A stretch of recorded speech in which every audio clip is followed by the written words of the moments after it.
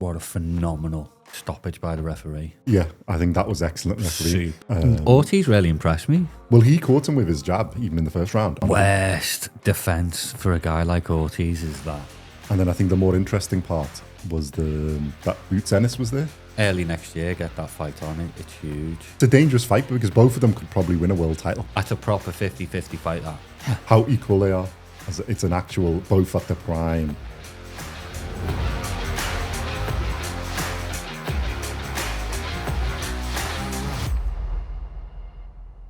Welcome back to BoxCast. In this episode, we're going to look at the recent fight between Ortiz Jr. and Lubin.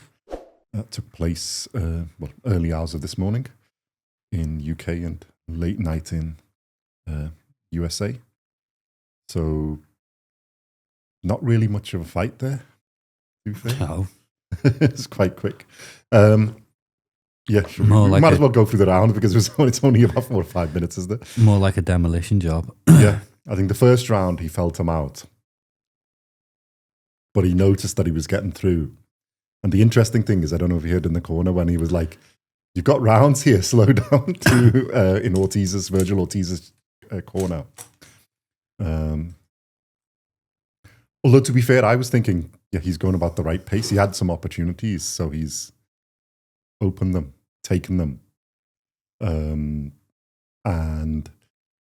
when it's about. And I think he'd worked them out to get to the end of the first round, come out second round, and Lubin backed onto ropes, and he just unleashed. And It's the first time Lubin went on the ropes, and even the commentator said Lubin can't go on the ropes. Yeah. And as soon as because in the first round he managed to maneuver out, and here he just stood on the ropes and he's caught him with the overhand right, about 3 or 4 of them. What I will say, what a phenomenal stoppage by the referee. Yeah, I think that was excellent referee. Because he hadn't fallen down, just to give context, he hadn't fallen down because he was against the ropes. But about the second or the third big punch, you could see he's gone. Yeah. Now, obviously, and the referees moved really quick. I mean, Ortiz is super quick as well, so he did manage to hit him a few more times, but he's probably saved the fighter there from getting taken way too much damage. Yeah. Because Lubin was out on his... I know we give referees a lot of stick lately, but that was top-class refereeing. Really, really was top-class refereeing. Yeah, so kudos to the referee. Ortiz really impressed me. And the thing was his patience. He doesn't impress me much, Ortiz, but... Well, he gets caught a lot, but actually in this, considering Lubin's got the 75-inch reach or something, huge reach advantage in it we had, he was actually defensively... Ortiz's jab was fantastic. Yeah. Well, he caught him with his jab, even in the first round, and he managed to step back or just, pull away Lubin's jab. He didn't really get hit with it, even though Lubin put it to the body and to the head. The jab that started the knockout. Just as he come off the ropes, he walked into a straight left. Yeah. Well, he did a bit of the jab, and then he because obviously Lubin's got quite a high guard, he did the left to the body, left hook to the body, and then he just opened him a little bit, any little opening, and then he just pounded. Worst defense for a guy like Ortiz is that. Yeah. It really is. Well, that and then backing up against the ropes. It was just not the thing. Because if you got room to maneuver to go backwards, then you can do something with it. Just standing there, you're in his zone.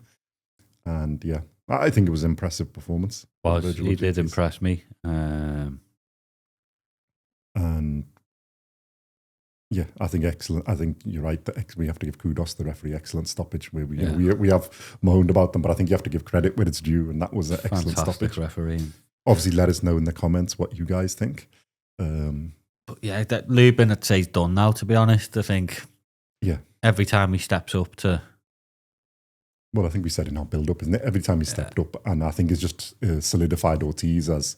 Because if you think his last 3 fights are Boachuk, Madrimov, and then Lubin, and then there were people saying, you're not getting him out there. Well, Lubin hasn't really, apart from being taken out, apart from Charlo, and I think who's beaten him?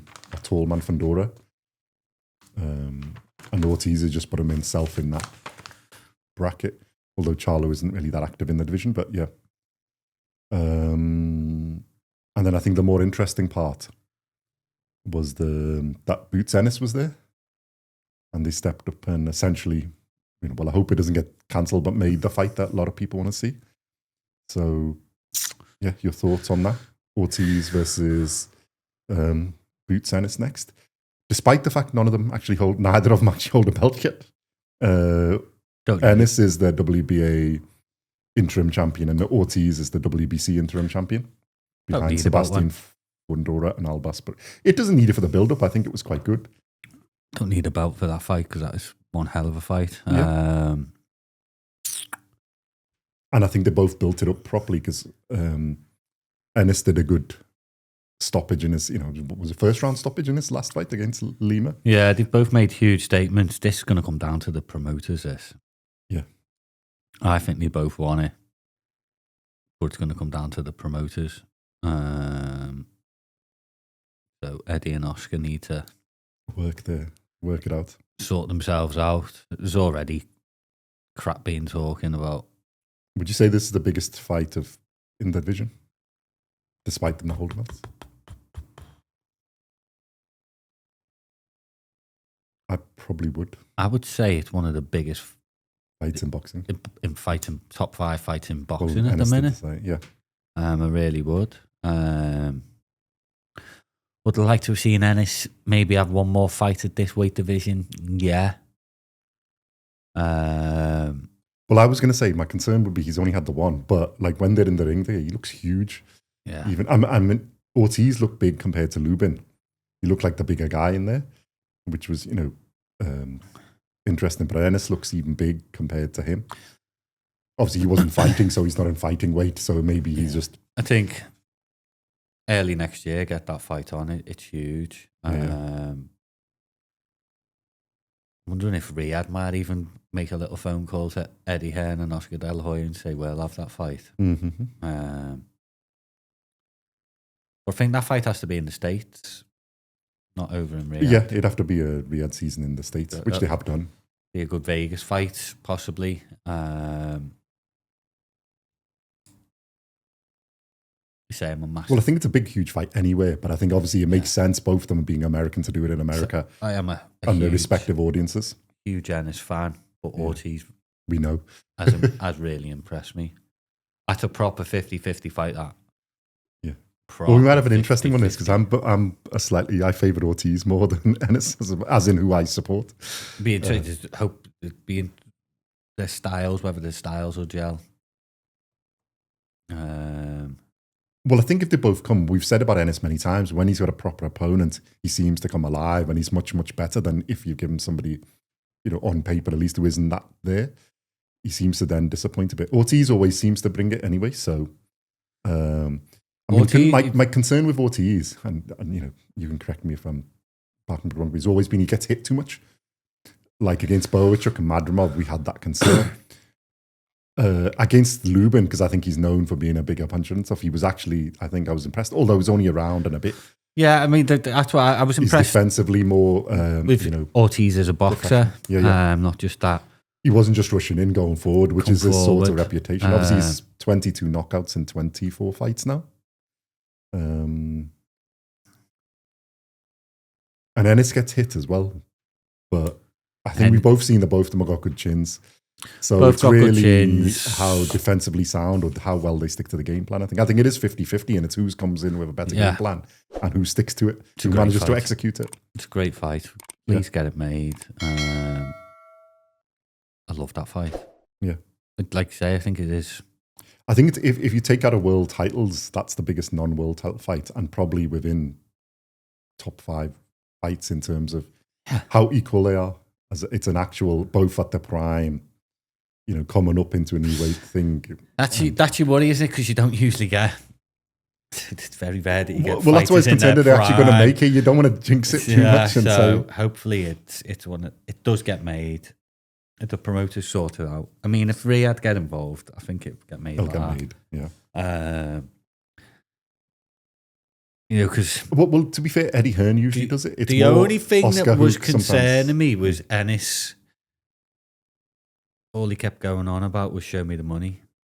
Yeah. And I don't like it when fighters do that. Mm. Don't get me wrong, fighters need to get paid really well. But when fighters start doing that, it usually means his money's a stumbling block. And they're asking for way, way too much. Yeah.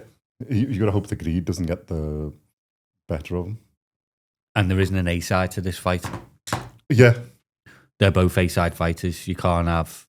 It's a double A-side. Yeah. That's the old classic records. Double A-side. I'd say it's a 50-50 fight. It should be a 50-50 purse. Well, I don't think either's a bigger draw than the other. No. I think they're equal. And I think I think that's what the issue is. And I'm going to put this down. I'm going to put this down to Ennis and De La Hoya, because I think Ortiz is one of them. He'd just go, put him in the ring, I'll fight him. Yeah. De La Hoya is going to be, no, we're the A-side, blah, blah, blah. Ennis is going to say, no, I'm the A-side. So I think the problem's going to be Ennis and De La Hoya. Yeah. Might be. Well, we might as well ask that question. Who do you think should be? And obviously in the comments, let us know what you think. But I'd base it on just who's been there in that division longer. So on the fact that he's had 3 or 4 fights in the weight or whatever, I think Ortiz is the guy. I think they're both A-side, but Ortiz goes first and then a second. But I don't think Ortiz mind either way. I don't think Eddie Hearn will mind either way, and I don't think Ortiz will. But I think, yeah, you're right. Ennis probably will for ego. And De La Hoya Oscar De La Hoya obviously has an ego, so yeah, just a little bit. But to be fair, I don't think it matters because they're both, as you said, I think, and as we've said, I think they're both equal. I think equal draw, equal name. Yeah, I mean, that fight. It doesn't matter. So the fight is big enough to make and easy to sell. Yeah, really should be an easy fight to make. If both want it, just go right here, boom. 50-50 down the middle. We toss a coin. Well, I suspect they're going to get. We toss a coin to see whose name's on the poster first and who does the ring walk first. Well, I suspect it's going to be the biggest payday for both of them, and it can be an equally big payday. Yeah, most probably right. Bet you the undercard's crap. Well, that's what I'd be hoping, that some nice build up to it, because it'd be good. Maybe have one of the other sets of contenders there, the slightly lower down. No, I think because these two are going to get so much money, that's why the undercard will be crap. Yeah. Well, unless Riyadh season comes in and makes it a fight. I think you'd want to at least have 2 or 3 good fights, to build it up. Like at least, so there's 3 good fights on the card, and then it's building up in level. So give some other really hot fighters, even if you can't get like a world title fight on it, some other good fighters upcoming on there that you can showcase the skills. And then put these guys on, and then hopefully it's a really good card. As there's a few good cards coming up, which keep an eye out for those videos. Something like the Benavides and Yard card, well, half of that would be quite cool. Yeah, good fights, build it up, and I think that's the bigger part to build up. So let us know what you think. Is this one of the biggest fights in boxing outside of, where do you rank it and how big a fight it is? Is it the biggest fight of non-world title fights that we could make? So bigger than Benavides Yard? I think so. A title becomes available for that fight. Well, I wouldn't be surprised if like something does, but WBA would probably be the one, because I don't think if the others one's up.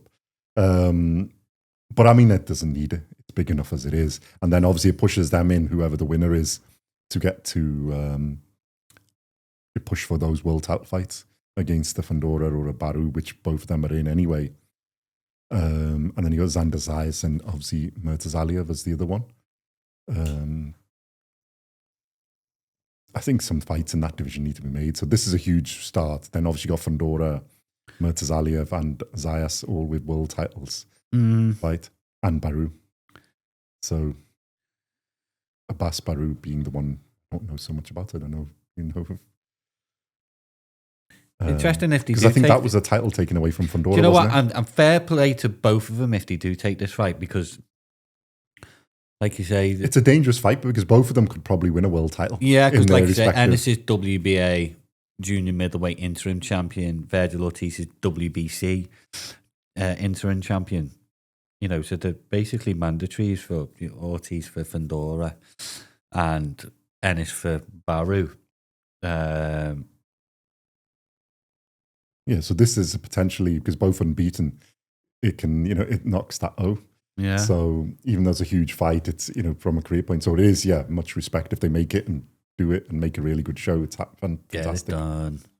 And I think both of them are capable of winning world titles in that division. Yeah, definitely. But it is a stacked division, so, and I'd love to see some more of them. I think Fundora, Murtazalia, we haven't seen for too long. Be fantastic to see against. And Fundora, we have seen a few of, but yeah, I think it'd be interesting style matchup. There's a lot of interesting style matches in there, and then obviously Xander Sayers, who's the up and coming one, the younger one. All of them have different styles and different ways of doing it, so it's really, from a neutral, even if you can be neutral, it's a really interesting matchups there of different clashes of style. So interesting. We look forward to that. So yeah, let us know in the comments what you think, and what you think of Ortiz's performance. What do you think of Ortiz and Ennis? Do you think that's the best fight, as I've asked before? And then who else would you like to see in that division? The other fights, Fundora, Murtazalia, and Xander Sayers and co. Who else is in? And Baru. Which fights you'd like to see next, and what you think the result of this fight would be between Ortiz and Ennis, and we can start building that up, and hopefully it will get made. Thank you very much for watching and listening, and we shall see you in the next video. Thank you. Take care.